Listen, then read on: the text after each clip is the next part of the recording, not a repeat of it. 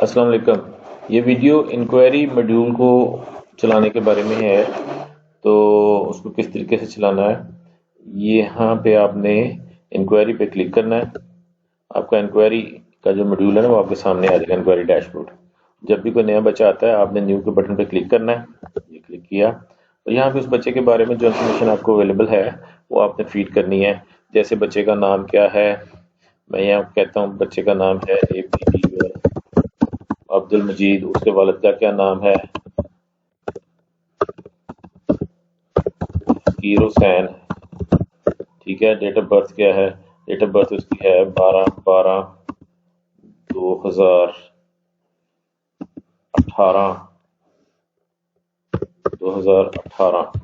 ٹھیک ہے. وہ ڈیٹ آف برتھ آپ نے دے دینی ہے. وہ میل فیمیل آپ نے سلیکٹ کرنا ہے، یہ دیکھیں. اور اس کے بعد پھر آپ نے اس برانچ میں آپ نے ایڈمیشن کرنا ہے. آپ کی برانچ جو ہے نا وہ ایک ہی برانچ ہے، سیالکوٹ برانچ. آپ نے ہمیشہ سیالکوٹ برانچ سلیکٹ کرنا ہے. اور اس کے بعد آپ نے کس کلاس کے لیے ایڈمیشن آپ کر رہے ہیں، مطلب انکوائری آئی ہے وہ بتانا ہے. کس سیکشن میں آپ نے اس کو بھیجنا ہے وہ آپ نے بتانا ہے. اور آگے وزٹر کون ہے، مطلب انفارمیشن کون لینے کے لیے آیا ہے.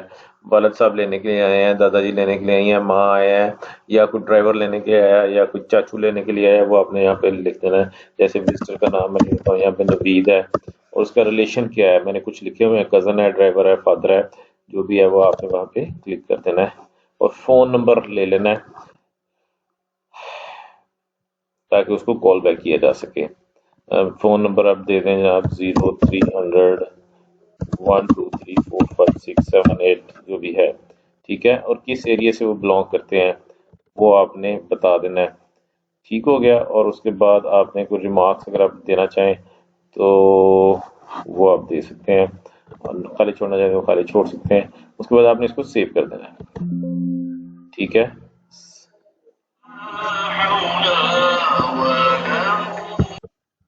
اچھا، اس کو آپ سیو کریں گے تو وہ سیو ہو جائے گا، ایگزٹ کریں گے تو ایگزٹ ہو جائے گا. یہ دیکھیں ہم نے ایگزٹ کیا، یہاں پہ وہ آ گیا.